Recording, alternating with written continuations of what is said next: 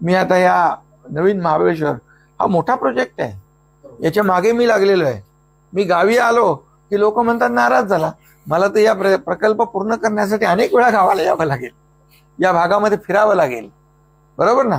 अगदी पाटणपर्यंत जे जे स्पॉट याच्यामध्ये आहेत हे सगळे म्हणजे प्रतापगडापासून अगदी पाटणपर्यंत हा सगळा मोठा एरिया. आता 235 गावांनी त्याला 235 गावं याच्यात अंतर्भूत आहेत.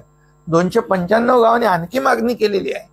त्यामुळे हे मोठ्या प्रमाणावर ह्या पर्यटन जिल्हा म्हणून याची ओळख निर्माण होईल.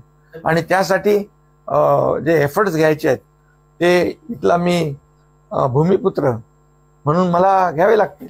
एक छोटासा प्रश्न आहे, रायगड आणि नाशिकच्या जागेबाबत पालकमंत्रीबाबत त्याला स्थगिती देण्यात आली.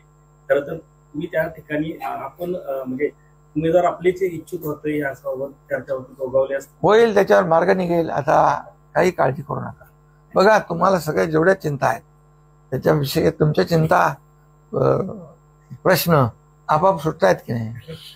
काल तुमच्याकडे अडचण होती या दोन ह्याच्याबद्दल, तर त्याच्यामध्ये आणखी आज तुम्हीच म्हणता ना स्थगिती दिली, त्यामुळे त्याच्यावर निर्णय होईल. तुम्ही गावी आले का प्रश्न सुटतात असं म्हणाल. गावी मला इथे बघा एवढा लाखो लोकांना, शेवटी बघा माझी जबाबदारी काय.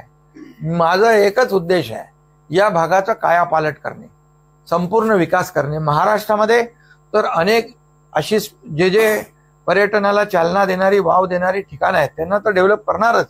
म्हणून पर्यटन मंत्री शंभूराज देसाई यांना मी स्वतः सांगितलंय की तुम्ही जे जे असे जिथं पोटेन्शियल आहे पर्यटनाला चालना देण्यासाठी त्याचं सगळं तुम्ही पाहणी करा, व्हिजिट करा. काही ठिकाणी आम्ही जाऊ, काही ठिकाणी मुख्यमंत्री जातील, आम्ही जाऊ पाहून या ठिकाणी. आणि म्हणून या भागाचा विकास करणं, कायापालट करणं आणि इथल्या लोकांच्या जीवनामध्ये आमूलाग्र बदल घडवणं आणि इथला इतिहास, इथली संस्कृती जोपासणं, वाढवणं हा देखील उद्देश आहे.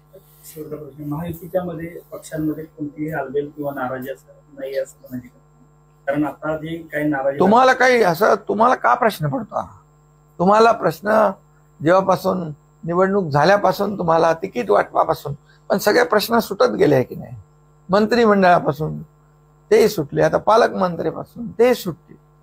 गोगावलेंची नाराजी त्यातनं स्पष्ट त्यांनी मुलाखतीमधून नाही. शेवटी काय अपेक्षा करणं वावगं काय.